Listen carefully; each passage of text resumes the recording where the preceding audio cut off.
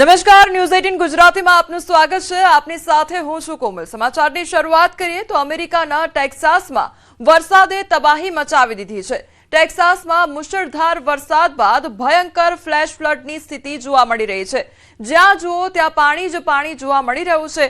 વાહનો પાણીમાં ડૂબી ગયા હોય તેવા દ્રશ્યો સામે આવ્યા છે। પૂર સંબંધિત ઘટનાઓમાં ઓછામાં ઓછા 2 લોકોના મોત થયા અને અહેવાલ પણ મળી રહ્યા છે। તો રાજ્યભરમાં 200 થી વધુ લોકોને બચાવ કામગીરી દ્વારા સુરક્ષિત સ્થળે ખસેડવામાં આવ્યા છે।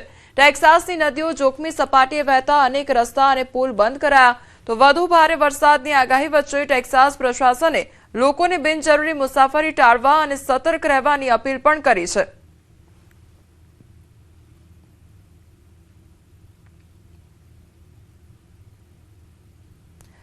તો અમેરિકાના ટેક્સાસમાં પૂર જેવી પરિસ્થિતિ જોવા મળી રહી છે। મુશળધાર વરસાદ ખાબકવાને કારણે ઠેર ઠેર પાણી ભરાઈ ગયા છે।